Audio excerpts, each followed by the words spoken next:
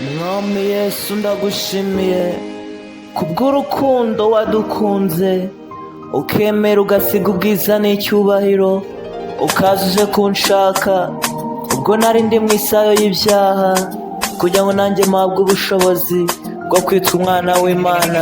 Warakoze Yesu, wanyemerera ukibuka amaraso y'umwami wacu Yesu yamenetse ku musaraba igorogota kubera njye nawe.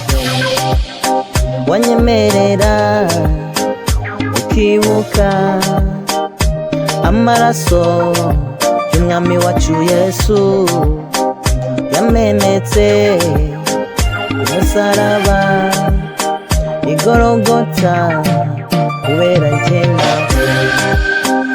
Kuko Imana yakunze abari mu isi cyane byatumye itanga umwana wayo w'ikinege kugira ngo umwizera wese atarembuka ahubwo abone ubugingo buhoraho.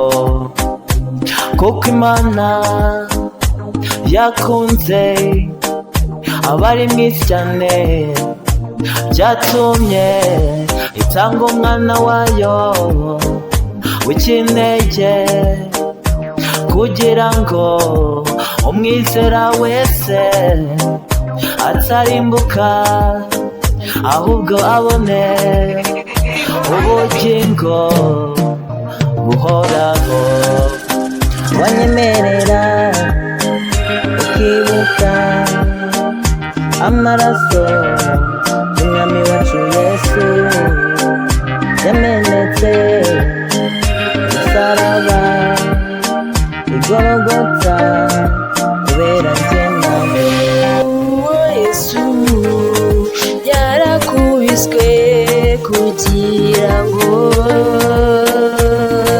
njye nawe dukizwe duhunga umujinya w'Imana muri iyi si.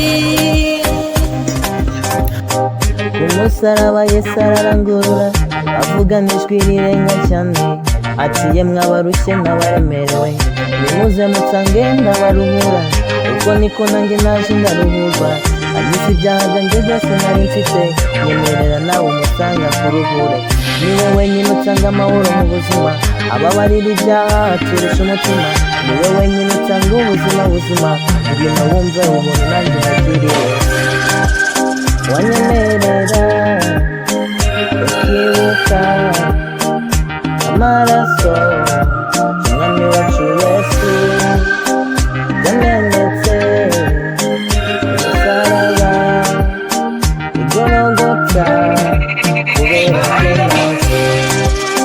Wanyemerera ukibuka amaraso y'umwami wacu Yesu yamenetse ku musaraba igorogota kubera njye nawe.